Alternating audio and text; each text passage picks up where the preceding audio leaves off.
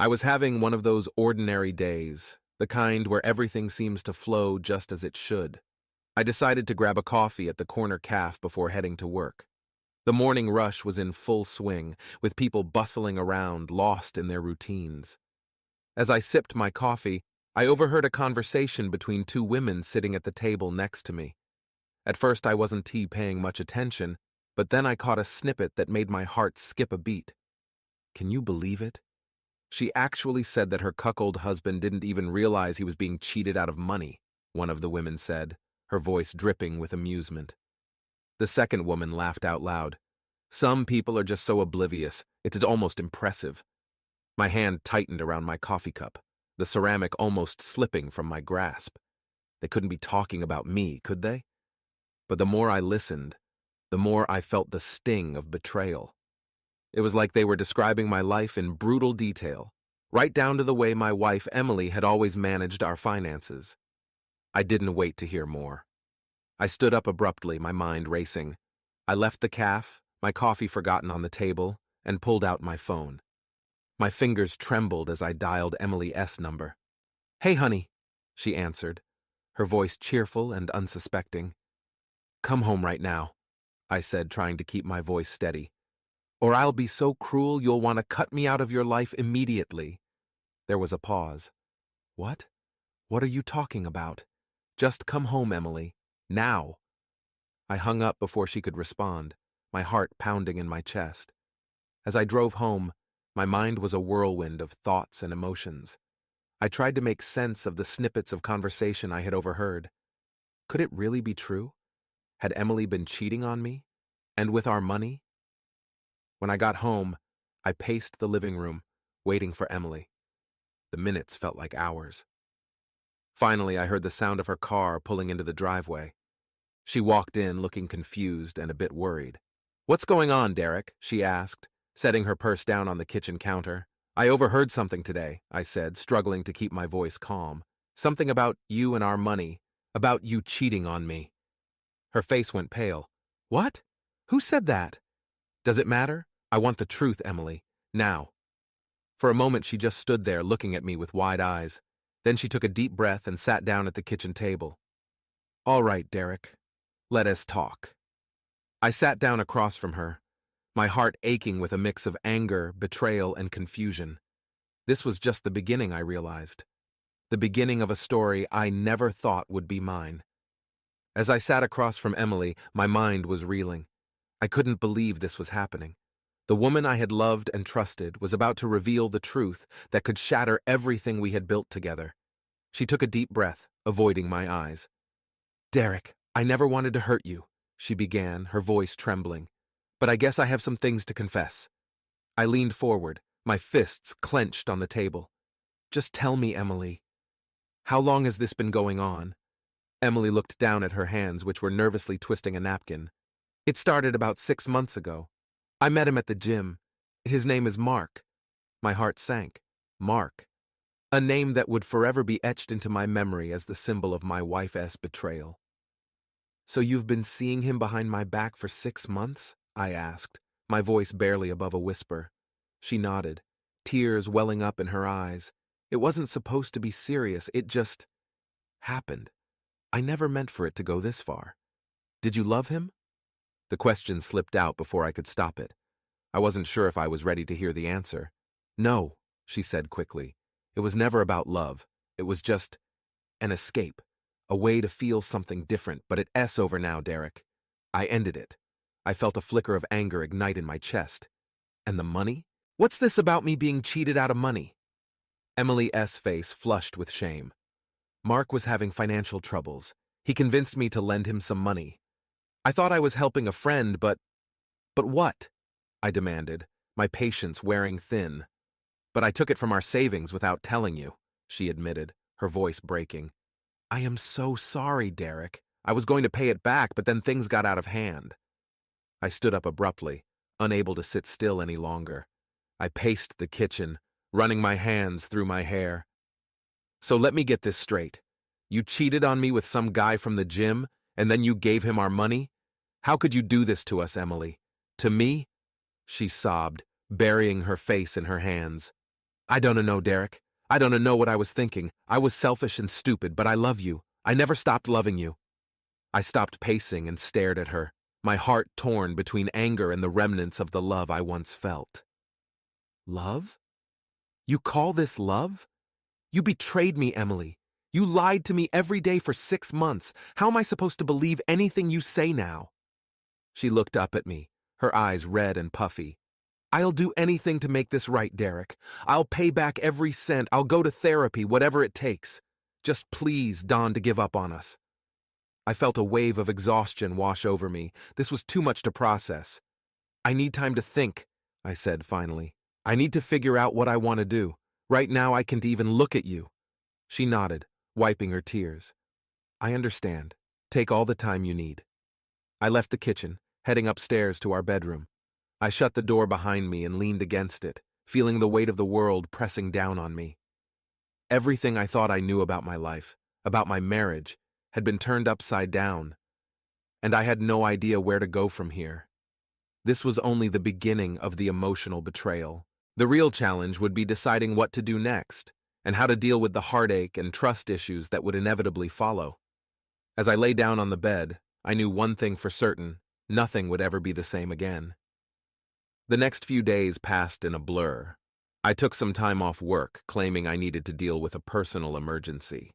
In reality, I was just trying to wrap my head around what had happened. Emily and I barely spoke. She gave me space, probably sensing that any attempt to talk would only result in more anger and hurt. One evening, I decided to clear my head by going for a long drive. As I cruised through the quiet, dark streets, my mind raced with a mix of memories and questions. How had I missed the signs? Had our entire marriage been a lie? The radio played softly in the background, but I barely heard it over the storm of thoughts in my mind. I ended up at a small park on the edge of town. It was a place Emily and I used to visit often when we first started dating. Sitting on a bench by the pond, I stared at the reflection of the moon on the water, feeling a profound sense of loss. As I sat there, my phone buzzed. I glanced at the screen and saw a text from my best friend, Mike. Hey man, haven't heard from you in a while. Everything okay? I debated whether or not to respond. Mike was the kind of friend who always had my back, but I wasn't sure I was ready to share what I was going through. In the end, I typed a quick reply, not really. Can we meet up?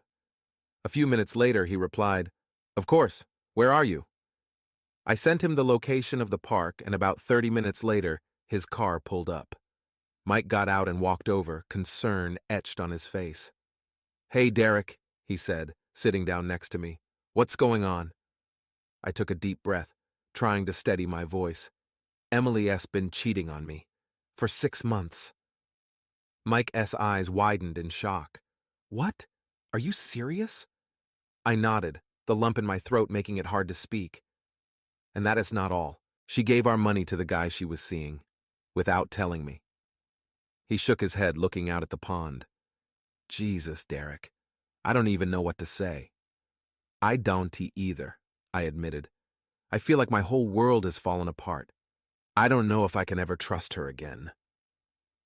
Mike was silent for a moment. Then he put a hand on my shoulder.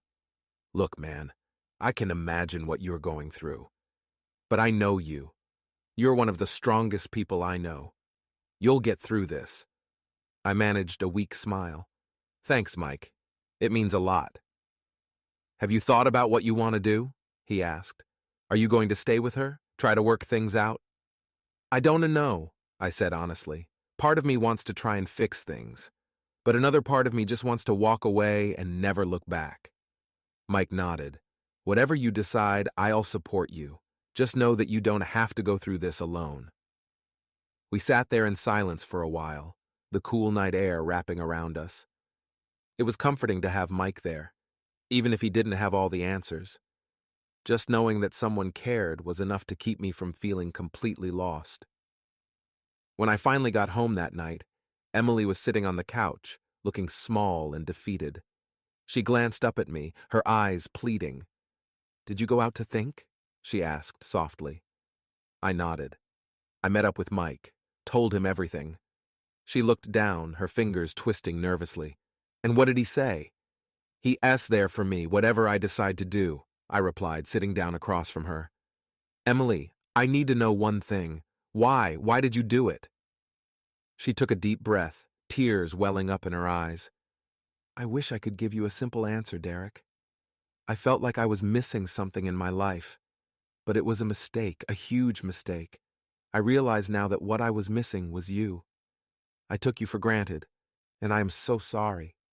I rubbed my temples, feeling the weight of her words. I don't know if I can forgive you. Not yet, at least. I understand, she said, her voice barely above a whisper. I'll do whatever it takes to make things right. But I know it's going to take time. As I headed upstairs to the guest room, where I had been sleeping since the revelation, I felt a glimmer of hope. Maybe, just maybe, there was a chance to rebuild. But it would be a long, painful journey, and the outcome was far from certain. This was just the beginning of the fallout from Emily's betrayal. The next steps would be crucial in determining whether our marriage could survive, or if it was truly the end. The days following my conversation with Emily were tense and awkward. We moved around each other like strangers, each of us lost in our thoughts. I continued to sleep in the guest room, needing the physical and emotional distance to sort through my feelings. Emily made a point to be home whenever I was, but she gave me space, perhaps realizing that anything else might push me further away. One evening, as I sat in the guest room, staring at the ceiling, I decided I needed more than just time to think. I needed clarity. I grabbed my laptop and started looking up therapists in the area. I found one who specialized in couples counseling and individual therapy. I made an appointment for the following week. The first session was nerve-wracking. As I walked into the therapist's office, I felt a mix of hope and dread. Dr. Harris, a middle-aged woman with kind eyes, welcomed me and gestured for me to sit. So, Derek, she began, her voice gentle, what brings you here today? I took a deep breath, trying to find the right words. My wife. She cheated on me for 6 months, and she gave our money to the guy she was seeing. Dr. Harris nodded, her expression sympathetic. That must be incredibly painful. How are you coping with everything? I don't know, I admitted. I feel like my whole world has been turned upside down. I don't know if I can ever trust her again. Trust is a fundamental part of any relationship, she said. When it is broken, it can be very difficult to repair. But it's not impossible. Have you and your wife discussed what happened? We've talked a bit, I said. She has apologized and said she wants to make things right. But I'm not sure if I can move past this. Dr. Harris leaned forward slightly. It's important to take things one step at a time. Healing from this kind of betrayal will take time, patience, and a lot of work from both of you. Would you be open to couples counseling as well? I hesitated. The idea of sitting in a room with Emily, discussing our problems with a stranger, felt daunting. But I also knew that if there was any chance of saving our marriage, we needed help. Yes, I said finally. I think that might be a good idea. We scheduled a couples session for the following week. As I left the therapist's office, I felt a small sense of relief. It wasn't much, but it was a step forward. That evening, I sat down with Emily at the kitchen table. I've started seeing a therapist, I told her. I think we should do couples counseling too. She looked at me, her eyes filled with a mix of hope and apprehension. I'd like that, Derek. I'll do whatever it takes. The week leading up to our first couples session was a mixture of tension and tentative attempts at normalcy. We tried to have dinner together, talked about mundane things like work and errands, but there was always an undercurrent of unresolved pain and mistrust. When the day of the session arrived, we walked into Dr. Harris's office together. She greeted us warmly and invited us to sit. So, Derek and Emily, she began, I understand there has been a significant breach of trust in your relationship. Today, we're going to start the process of addressing that and finding a way to move forward. Emily looked at me, her eyes filled with tears. I am so sorry, Derek. I know I have hurt you deeply. I want to make things right. I'll do whatever it takes to earn back your trust. I appreciate that, Emily, I said, my voice strained. But it's going to take a lot of time and effort. I'm not sure if I can ever fully trust you again. Dr. Harris nodded. Rebuilding trust is a long process. It requires honesty, transparency, and a willingness to address the underlying issues that led to the betrayal. "Emily, what made you turn to someone else?" Emily took a deep breath, wiping away her tears. I felt like something was missing in my life. I didn't know how to talk to Derek about it, and instead of facing my feelings, I made a terrible mistake. I know that's not an excuse. It is just what happened. "And Derek," Dr. Harris said, turning to me, "how did you feel when you found out?" I clenched my hands into fists, trying to keep my emotions in check. I felt betrayed, angry, and confused. It is like everything I thought I knew about our relationship was a lie. Dr. Harris nodded. "Those feelings are completely valid. It is important to acknowledge them and to communicate openly about them. Healing will require both of you to be vulnerable and honest with each other." The session was emotionally draining, but it also felt like a step in the right direction. As we left the office, Emily reached for my hand. I hesitated, then took it. It was a small gesture, but it felt like a tentative promise to try and move forward, no matter how difficult it might be. Back at home, we sat together on the couch, the silence between us no longer as heavy. "Thank you for agreeing to the counseling," Emily said softly. "I know it's going to be hard, but I believe we can get through this." I nodded, feeling a flicker of hope. "Yeah, me too. It's not going to be easy, but I am willing to try." As we sat there, I realized that the path to healing would be long and challenging. But for the first time since the revelation, I felt a glimmer of possibility. Maybe, just maybe, we could find a way to rebuild what had been broken. The weeks following our first counseling session were some of the most challenging of my life. Emily and I continued to see Dr. Harris both together and separately. Each session was a deep dive into our emotions, forcing us to confront the pain, anger, and confusion head-on. It was exhausting, but I started to see glimpses of progress. One evening, after a particularly tough session, Emily and I sat in the living room, both of us emotionally spent. I looked at her, seeing the weariness in her eyes, and realized how much this was taking a toll on both of us. "How are you holding up?" I asked, breaking the silence. She gave me a small, tired smile. "It is hard, Derek, but I know this is necessary. I hope you can forgive me someday." I sighed, running a hand through my hair. "I'm trying, Emily. It's just going to take time." In addition to therapy, we started implementing some of the exercises Dr. Harris suggested. One was a daily check-in where we would share our feelings and thoughts without judgment or interruption. It was awkward at first, but gradually, it became a way for us to reconnect. One night, during our check-in, Emily hesitated before speaking.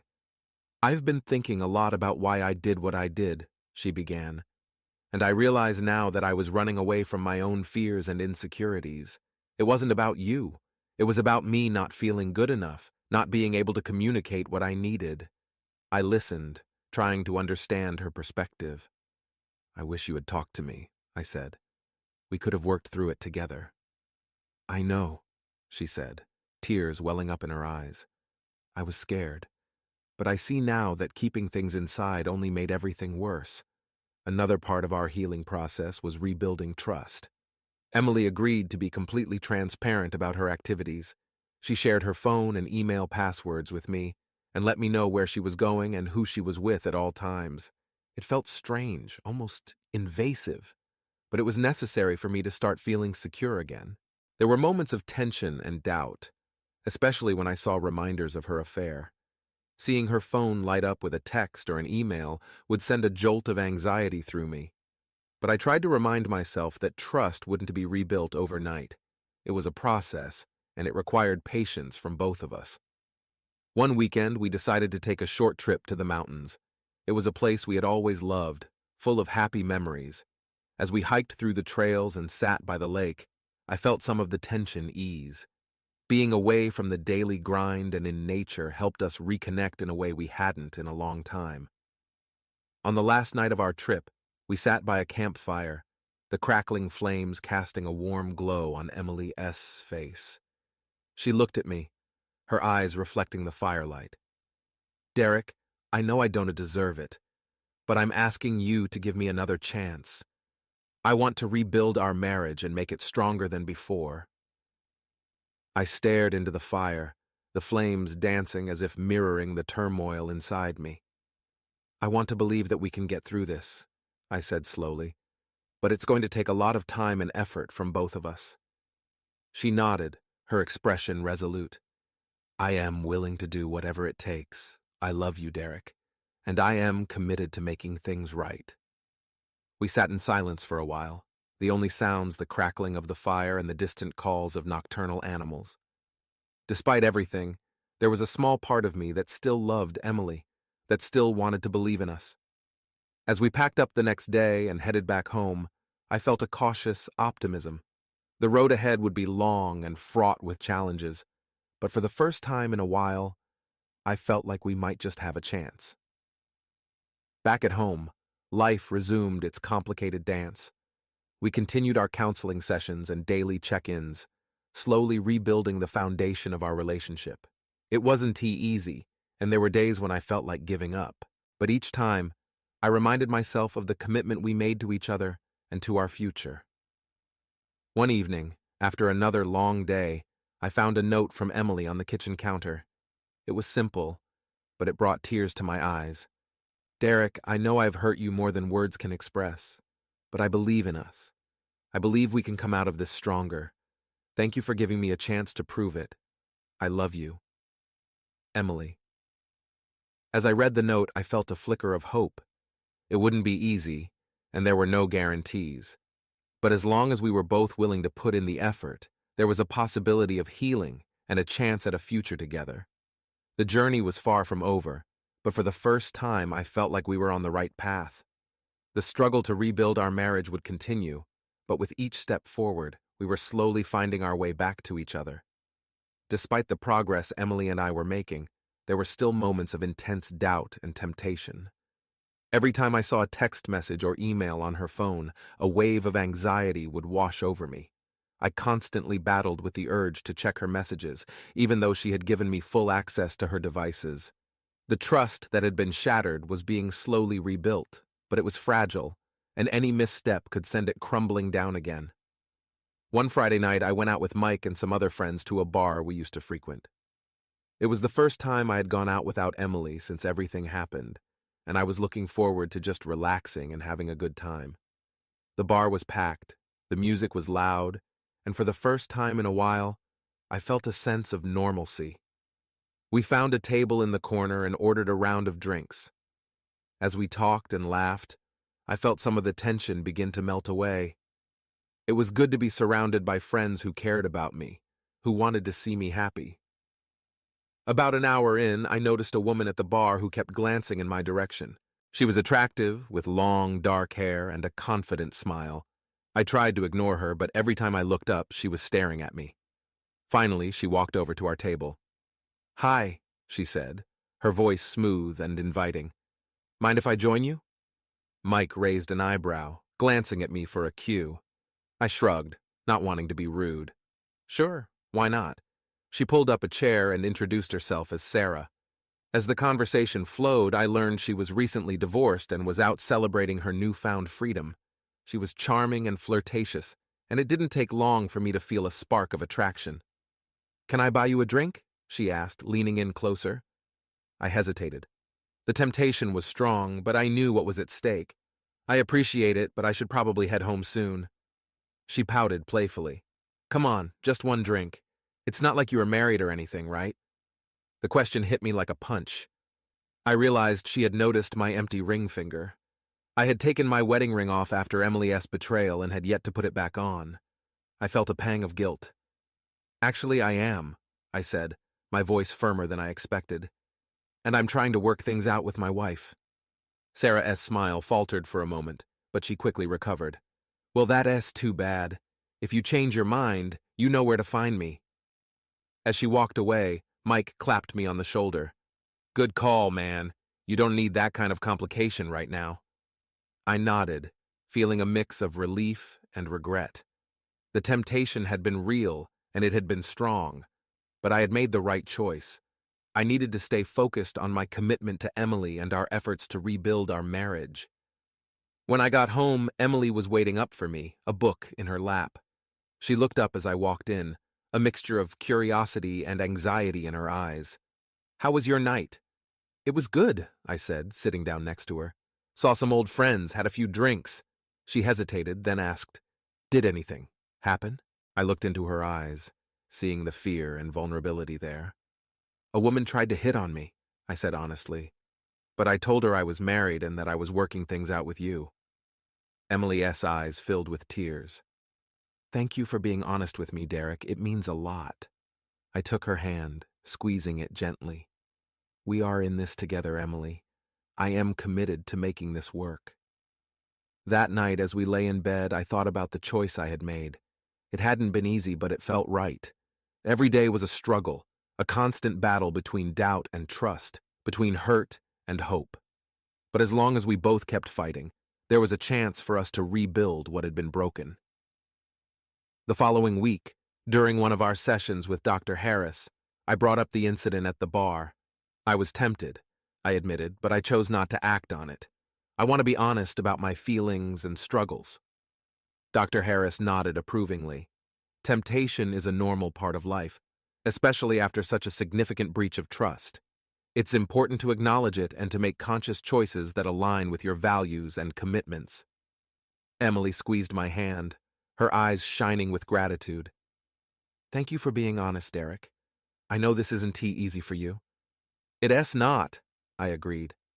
"But I'm willing to do whatever it takes to rebuild our marriage."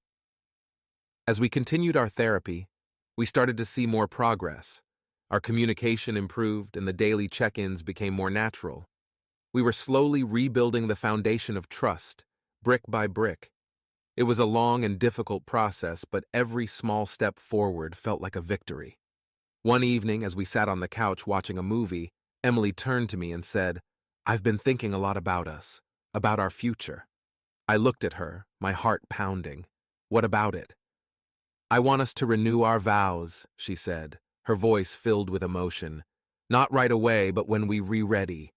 I want to make a new commitment to each other, to show that we are stronger than ever." The idea filled me with a mix of hope and apprehension. "I'd like that," I said finally, "when the time is right." As the weeks turned into months, we continued to work on our relationship, taking things one day at a time. There were still moments of doubt and temptation, but each time we chose to fight for our marriage. And with each choice, we grew stronger, together. The months of therapy and hard work began to pay off. Emily and I were finally starting to find our rhythm again. The daily check-ins became a time of genuine connection, and our communication improved significantly. We were not just talking, but really listening to each other. One day, as we sat in Dr. Harris's office, she remarked on our progress. "You two have come a long way," she said, smiling warmly. "I see a lot of growth and commitment from both of you." Emily and I exchanged a glance, a small but meaningful smile passing between us. It felt good to hear that, to know our efforts were making a difference. After the session, Emily suggested we go out for lunch.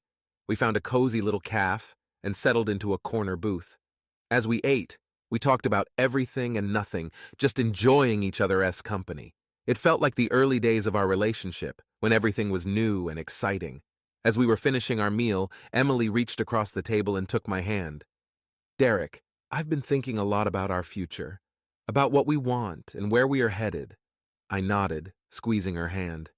"Me too. I feel like we are finally starting to get back on track." She smiled, her eyes bright. "I've been talking to Dr. Harris about the possibility of us taking a trip together, just the two of us away from everything. I think it could be a good way to reconnect and create new memories." The idea intrigued me. A getaway could be just what we needed to solidify the progress we had made. "I like that idea. Where do you think we should go?" "How about the beach?" she suggested. "We always loved our beach vacations." The beach had always been our happy place. The sound of the waves, the feel of the sand between our toes, it was a place where we could relax and just be ourselves.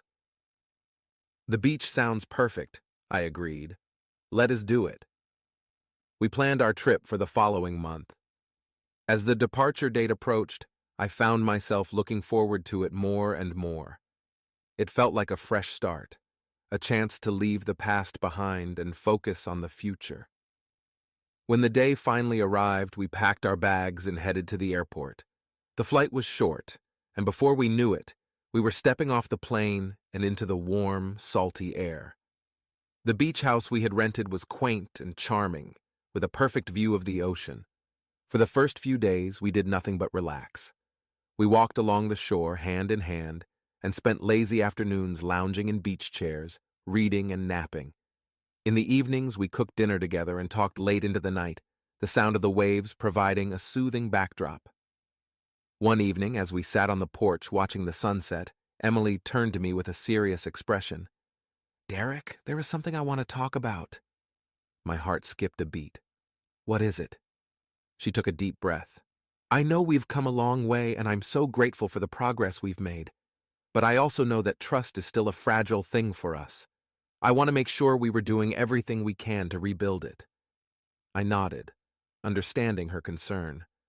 "I agree. We've made a lot of progress, but there's still work to be done. Dr. Harris suggested something that I think could help," she continued. She mentioned the idea of a trust-building exercise. It's a way for us to openly share our thoughts and feelings and to reassure each other of our commitment. The idea intrigued me. "What kind of exercise?" "It's called the trust jar," she explained. "Every time we do something that builds trust, we put a note in the jar. It can be anything, from small gestures to big actions. Over time, we can see the jar fill up and know that we are actively working on rebuilding our trust." I liked the idea. It was tangible, a visible reminder of our efforts. "Let us do it," I said, smiling. "I think it could be really helpful." The next morning, we bought a glass jar and some small slips of paper. We placed it on the kitchen counter in the beach house and began adding notes to it. Every time one of us did something that built trust, whether it was sharing a vulnerable moment, making a sacrifice, or simply being honest, we wrote it down and added it to the jar. As the days passed, the jar began to fill up. It was a small thing, but it made a big difference. Each note was a step forward, a reminder of our commitment to each other. One night, as we sat on the porch with the jar between us, Emily looked at me with tears in her eyes. "Thank you, Derek, for giving us a chance, for fighting for our marriage." I reached across and took her hand, my heart full. "Thank you, Emily, for being willing to change, to work through this with me. I love you. I love you too," she whispered. The beach trip turned out to be exactly what we needed. It wasn't just a vacation, it was a turning point. We came back home feeling closer than ever, more determined to keep building on the progress we had made.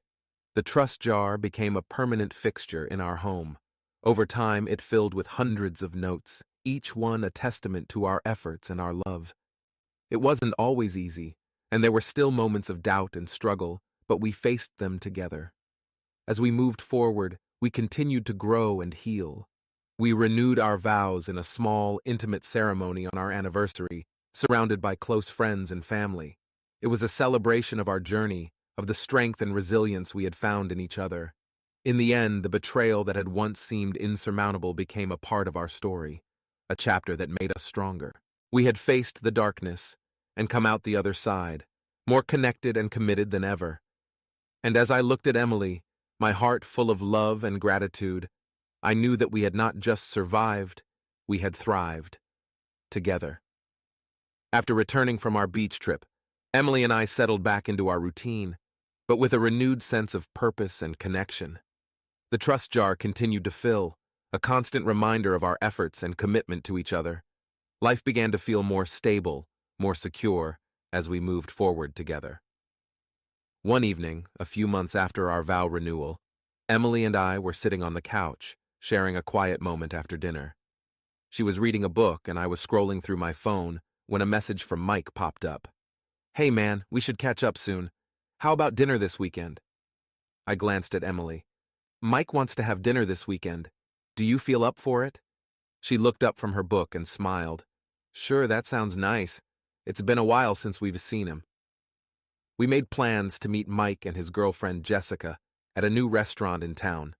When the evening arrived, we dressed up and headed out.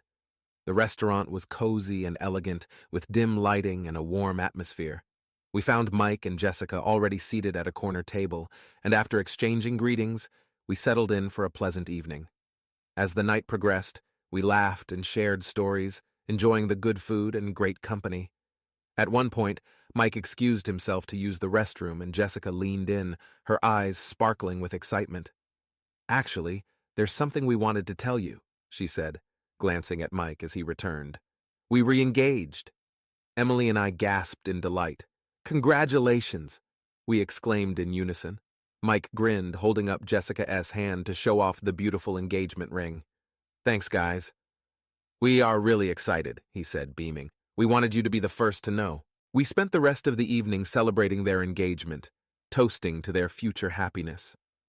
As we left the restaurant, Emily and I walked hand in hand, feeling the warmth of the evening lingering around us. "That was wonderful news," Emily said, her eyes shining. "I am so happy for them." "Me too," I agreed. "They deserve all the happiness in the world." A few days later, as I was sorting through some old papers in our home office, I came across the box that held our original wedding photos. I opened it and started flipping through the pictures, memories of our special day flooding back. Emily walked in and saw me looking at the photos. "Those were good times," she said softly, sitting down next to me. I nodded, a smile tugging at my lips. "Yeah, they were. We've been through a lot since then, but I wouldn't trade those memories for anything." We spent the next hour going through the photos together, reminiscing about the past and reflecting on how far we had come. It was a bittersweet reminder of the journey we had been on, but it also filled me with a sense of hope and gratitude for our future. Later that night, as we lay in bed, I found myself thinking about Mike and Jessica's engagement. It brought back memories of when I had proposed to Emily and how much that moment had meant to both of us. An idea began to form in my mind, one that filled me with excitement and anticipation. The next morning, I decided to act on my idea. I called Dr. Harris and explained my plan, seeking her advice and guidance. She listened carefully, then offered her support and encouragement. "That sounds like a beautiful idea, Derek. I think it could be a powerful step in your healing journey and a reaffirmation of your commitment to each other." With her encouragement, I began to make plans. I wanted to surprise Emily with a proposal, a way to renew our commitment and celebrate our love. I decided to recreate our first date, which had been a picnic in the park. It was simple, but it held a special place in both our hearts. Over the next week, I secretly gathered everything I needed for the picnic. I made sure to include all of Emily's favorite foods and drinks, and even found a small, beautifully decorated cake to celebrate the occasion. I arranged for a friend to set up the picnic spot ahead of time, ensuring everything would be perfect. On the day of the picnic, I told Emily I had a surprise planned and asked her to dress casually. We drove to the park, and as we walked towards the designated spot, I could see the curiosity and excitement in her eyes. When we arrived at the picnic setup, she gasped in delight. "Derek, this is amazing! You recreated our first date!" she exclaimed, her eyes shining with happiness. I smiled, feeling a rush of love and pride. I wanted to do something special for us, to remind us of where we started and how far we have come. We spent the afternoon enjoying the picnic, reminiscing about our first date and talking about our journey together. As the sun began to set, casting a warm golden glow over the park, I took Emily's hand and led her to a spot overlooking the lake. "Emily," I began, my heart pounding with emotion. "These past months have been some of the most challenging of our lives, but through it all, I've realized just how much I love you and how much I want to spend the rest of my life with you. I want to recommit to you, to us, and to our future together." I reached into my pocket and pulled out a small box, opening it to reveal a beautiful new ring. "Will you marry me again, Emily? Will you continue this journey with me, as my wife and my partner?" Tears streamed down her face as she nodded, her voice choked with emotion. "Yes, Derek. 1,000 times. Yes."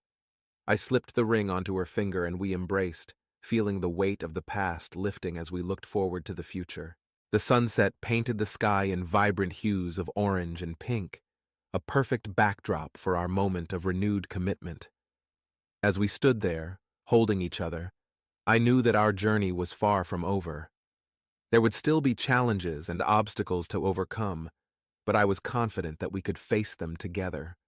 Our love had been tested and had emerged stronger, and I was ready to embrace whatever the future held, hand in hand with Emily. Our re-engagement brought a renewed sense of joy and purpose to our lives. Emily and I were more connected than ever, and our friends and family could see the difference. We decided to have a small celebration to mark our renewed commitment, inviting only our closest friends and family. The day of the celebration was filled with excitement and nervous anticipation. We chose to host it at our home, transforming the backyard into a beautiful, intimate space with twinkling fairy lights, lanterns, and fresh flowers. It felt magical, a perfect setting to celebrate our journey and future. As our guests began to arrive, there was an air of warmth and love. Mike and Jessica were among the first to arrive, bringing a bottle of champagne and big smiles. "You two look happier than I have ever seen you," Mike said, clapping me on the shoulder. "I'm really proud of you both." "Thanks, Mike," I said, feeling a swell of gratitude. We couldn't have done it without the support of friends like you. The celebration continued as more friends and family arrived. Everyone mingled, enjoying the food, drinks, and the festive atmosphere. There was laughter, stories, and a sense of community that made the evening even more special. At one point, Emily and I stood up to make a toast. I tapped my glass to get everyone's attention, and the chatter slowly died down. "First of all, we want to thank you all for being here tonight," I began, looking around at the faces of those who had supported us through our journey. This evening is not just a celebration of our renewed commitment to each other, but also a celebration of the love and support you've shown us. We wouldn't be here without you. Emily smiled, her eyes glistening with tears. "We've been through a lot, and we've come out stronger on the other side. We are so grateful for the second chance we have been given, and we were excited to continue building our future together." Everyone raised their glasses, cheering and toasting to love, resilience, and new beginnings. It was a moment filled with hope and happiness, a turning point that signaled a brighter future. As the evening wore on, I found myself in a quiet corner of the garden, reflecting on the journey that had brought us here. Emily joined me, slipping her hand into mine. "Can you believe how far we've come?" she asked softly. I squeezed her hand, feeling a rush of love.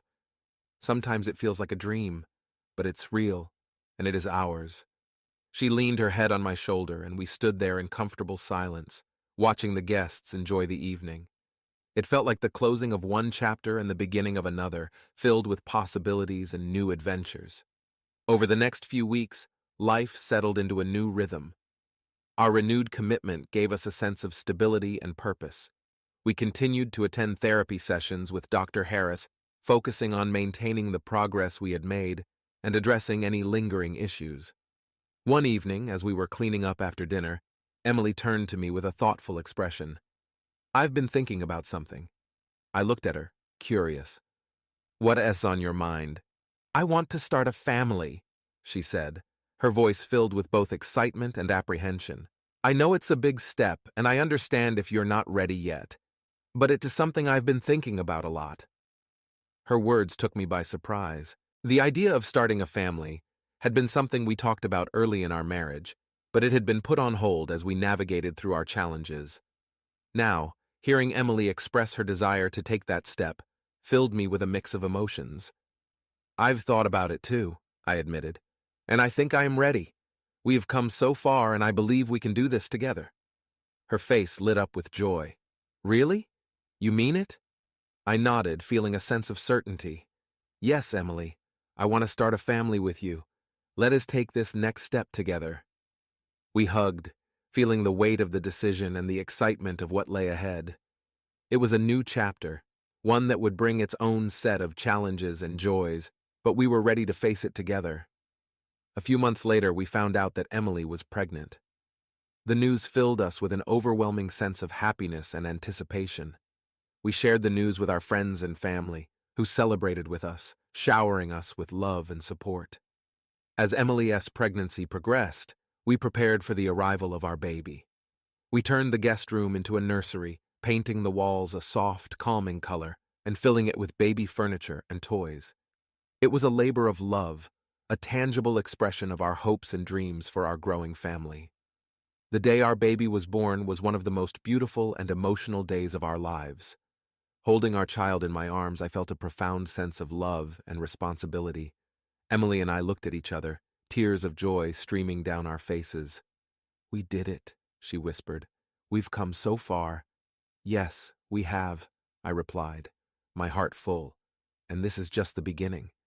Our baby brought a new dimension to our lives, filling our home with laughter, sleepless nights, and countless precious moments.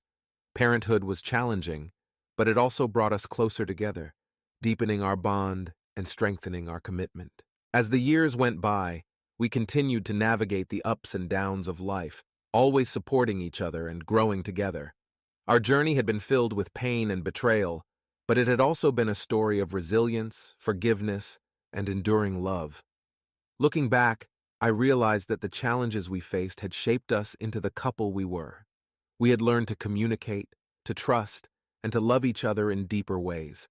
Our story was not perfect, but it was ours, and it was beautiful in its own unique way. As I watched Emily play with our child in the backyard one sunny afternoon, I felt a deep sense of contentment.